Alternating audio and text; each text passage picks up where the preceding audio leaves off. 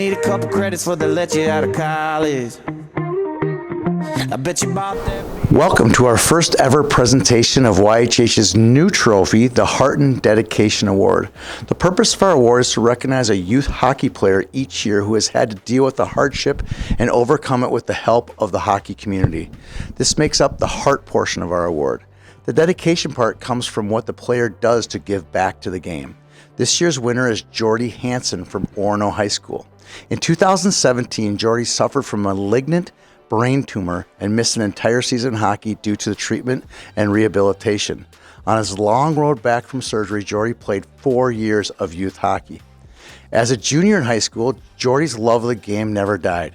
He drives the Zamboni at Morrison Ice Arena and coached Orono's Bantam C team to the District 3 championship this past winter. My newest hero and Hansen Dedication Award winner is Jordy Hansen. Come on in, Jordy.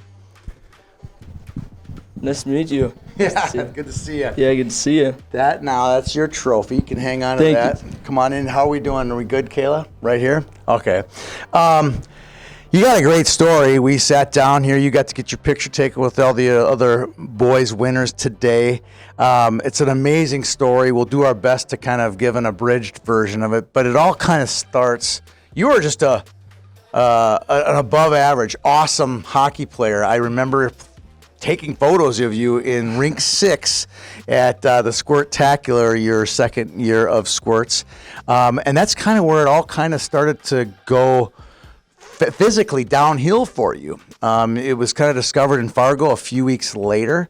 You had a brain tumor. Tell us what was going through your head once they discovered there was a tumor in your head. So yeah, initially we had a game that morning. In Fargo. Yep, we had a game that morning in Fargo, and I was playing against one of my old friends. We were playing Hermantown, and we won in a shootout. So okay. And then after that, we were trading pins and stuff. After that, all, and so there was. Well, to me, it was bright lights, but the lights weren't that bright. They were normal lights. Yeah, and so I was kind of shading my eye from that, and my mom kind of noticed it. And she dragged me aside and said, "Is there something wrong with your eye?" And I'm like, "No, everything's fine." You wanted to play. Yeah, I just wanted You were to play. At this point, I want to play. I'll lie. I'll tell any lie I can, right? Yeah. So after that, me, my mom, and dad, we went to Buffalo Wild Wings. With the team? No. Separate. It was just us. So, and my mom was like, "Is there something wrong?" And I'm like, I have to say something now if she asks twice or 3 times. And so I fessed up, and eventually she's like, this doesn't sound like anything usual. And the thing you fessed up to when learning about this morning, it was the double vision. Yeah. Right? I had double vision, and so I eventually fessed up because she kept asking 2-3 times. So. And she could probably see it in your eye that you weren't being all that truthful with you. So scary stuff. 5 days later, they've diagnosed with a brain tumor, and you're taken to Children's. Walk through what an 11-year-old kid. You're 17 now. Walk through an 11-year-old kid. How scary that had to be for you, going in and having holes poked in your head and tumors taken out of your head. Yeah. So initially, when I first went to the doctors were like, "This isn't a concussion. He seems totally fine." But later, the doctor kind of had me do like drunk tests, like one foot in front of the other, and I just couldn't seem to do it. And that was one of their first signs, like, this is like a sign of a tumor. It's like, take him to Children's, like, immediately. Right away. Yeah. Yeah. And so my mom was calling my grandma because she couldn't get a hold of my dad. She's like, you need to find my dad, like, Stuart, right now. And he just never answered. Yeah. So, yeah, they were pretty panicked, and I was really panicked.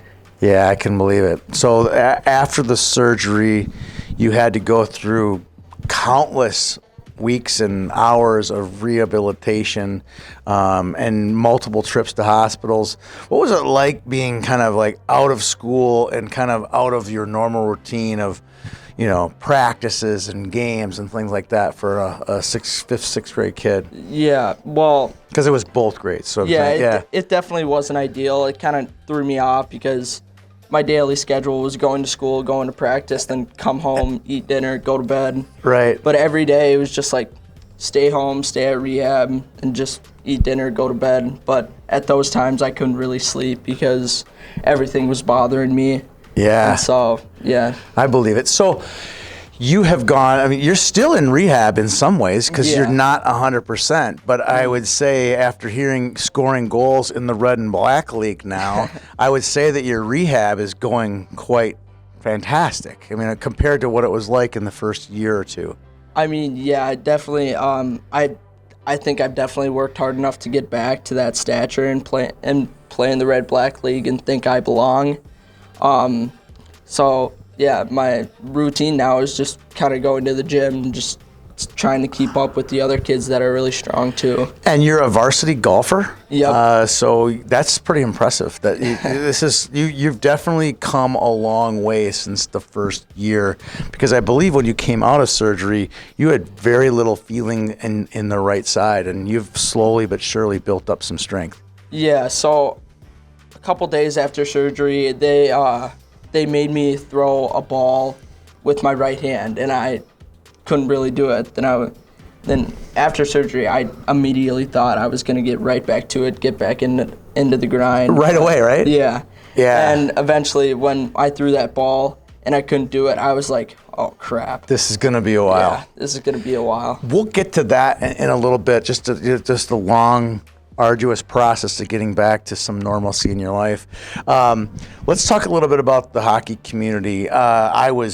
While running youth hockey hub, I was very familiar with you. I obviously know your mom and your dad and your uncles and your cousins.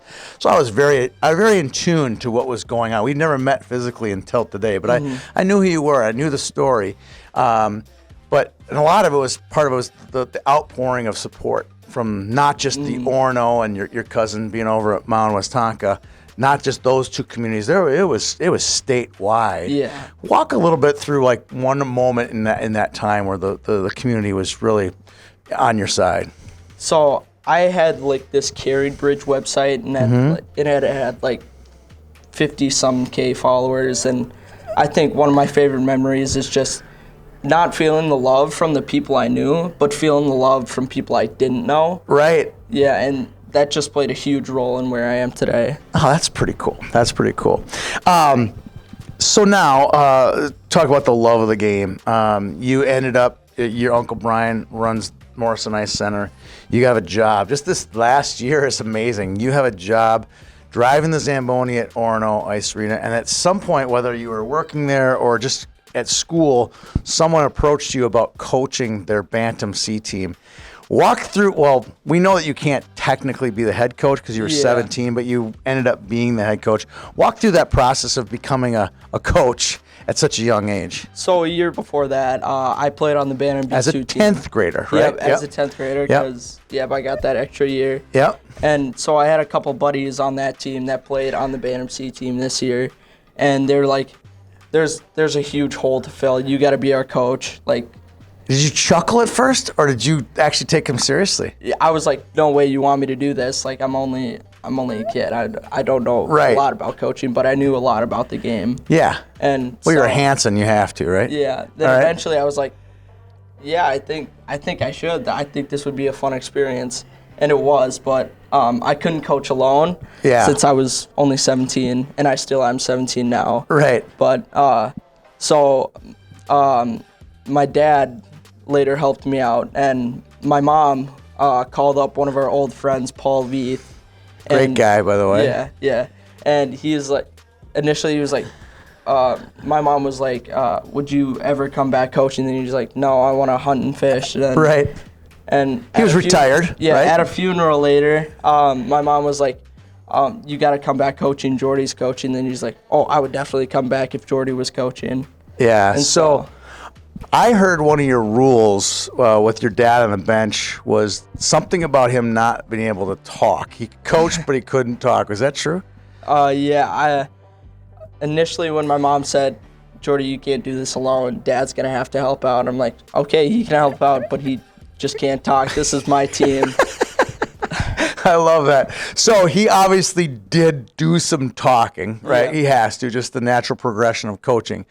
But how many, as a teenager, as you are, how many times when Dad talked, what's the over/under on how many cringe-worthy moments you had? Was it over 10 cringes or under 10 cringes for Stu? I'd say definitely over 10. Over 10.